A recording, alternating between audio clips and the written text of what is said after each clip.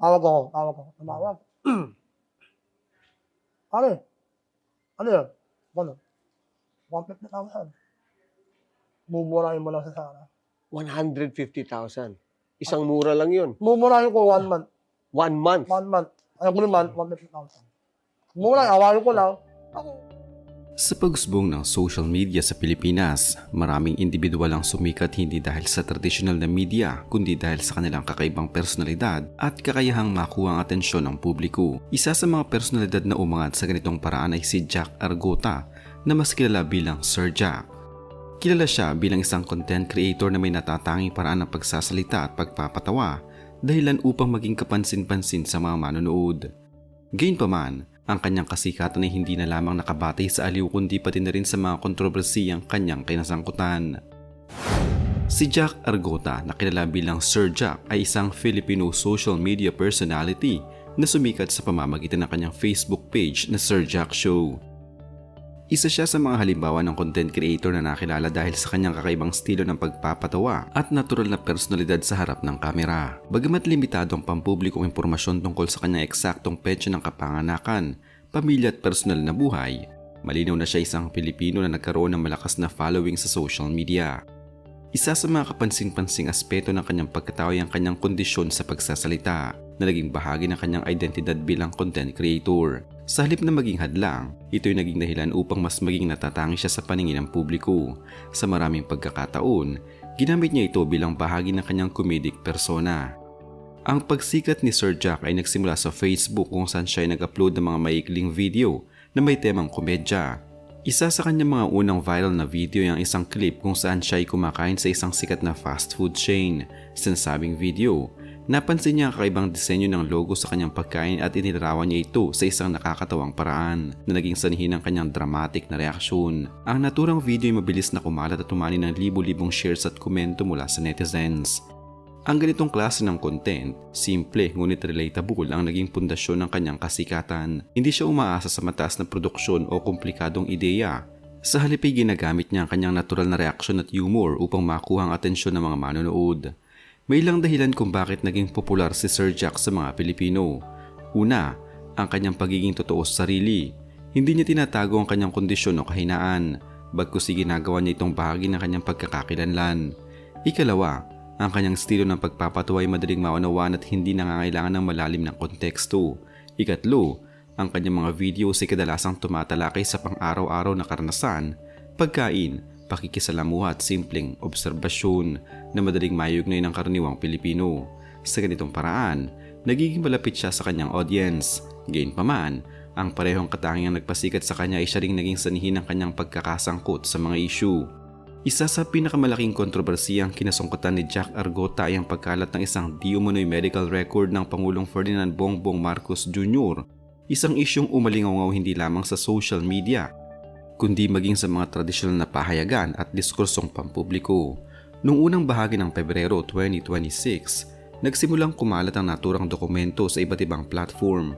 Kalaki pang mga pahayag na tila nagbibigay impresyon na ito ay tunay na naglalaman ng sensitibong impormasyong pangkalusugan ng isang nakaupong Pangulo.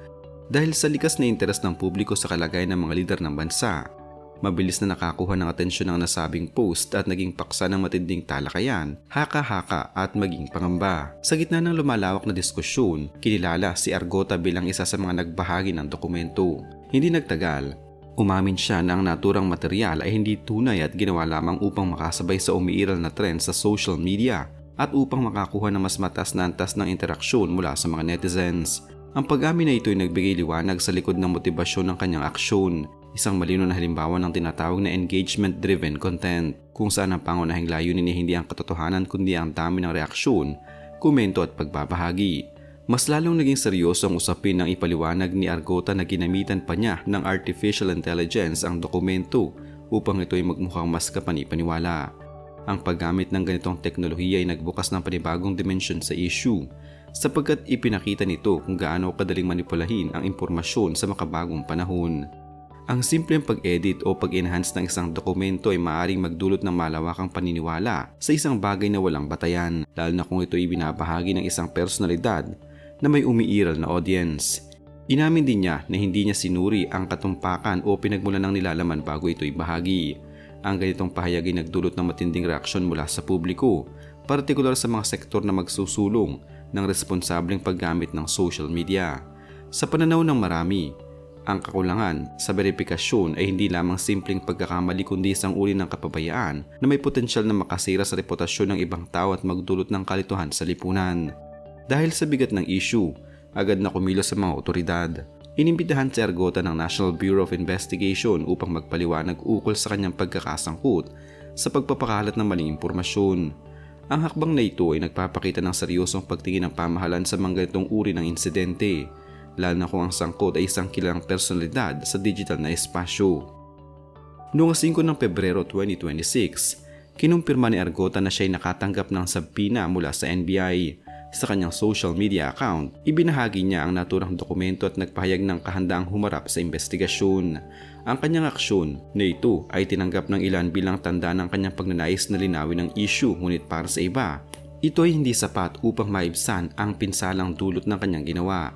Ang pagharap sa investigasyon ay isa lamang sa mga hakbang sa mas mahabang proseso ng legal na pagsusuri, kung saan maaaring tukuyin kung may nilabag na batas, partikular ang may kaugnayan sa cybercrime at data privacy.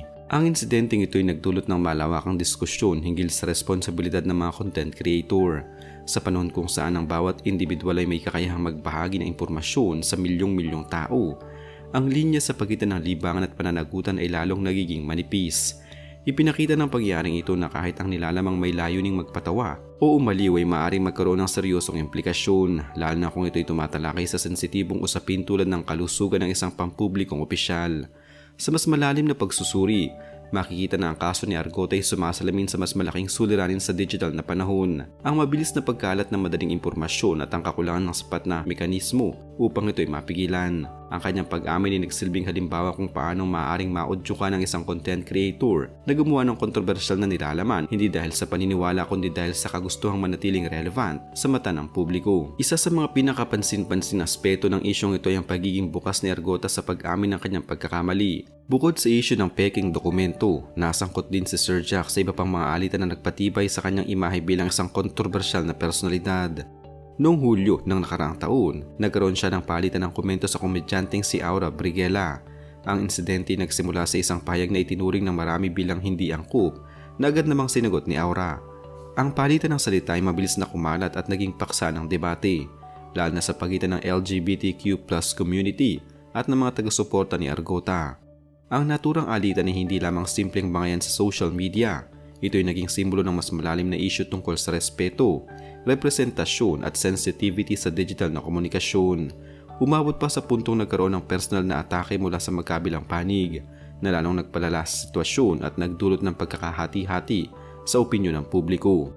Nagkaroon din siya ng hindi pagkakaunawaan kay Rendon Labador, isang kilalang social media personality. Sa ilang pagkakataon, nagbigay si Argota ng mga pahayag na tila panunukso na sinagot naman ni Labador. Ang kanilang sagutan ay naging tampok sa online na diskurso at muling nagpakita ng tensyon ni Argota na makisangkot sa mga isyong may mataas na posibilidad ng mag-viral. Ang mga ganitong insidente ay nagpatibay sa pananaw ng marami na si Sir Jack ay isang taong hindi natatakot magsalita ng kanyang iniisip, ngunit kadalasan ninauwi sa alitan ng kanyang pagiging prangka. Ang kanyang personalidad ay maaaring ilarawan bilang direkta, matapang at minsan ay mapanuligsa, mga katangiang maaaring kahanga-hanga para sa ilan ngunit nakaka-offend para sa iba. Sa pinakahuling ulat, si Jack Argota ay patuloy na hinaharap ang investigasyon kaugnay ng kanyang mga naging aksyon. Ang kaso hinggil sa peking medical records ay nananatiling nasa ilalim ng pagsusuri at wala pang pinal na resolusyon na inilalabas. Sa kabila nito, patuloy siyang aktibo sa social media, nakikipag-ugnayan sa kanyang mga taga-subaybay at tila sinusubukang ipagpatuloy ang kanyang presensya sa digital na mundo sa gitna ng mga hamon. Ang kanyang sitwasyon ay nagsisilbing konkretong halimbawa ng masalimuot na ugnayan sa pagitan ng kasikatan, responsibilidad at pananagutan sa makabagong panahon.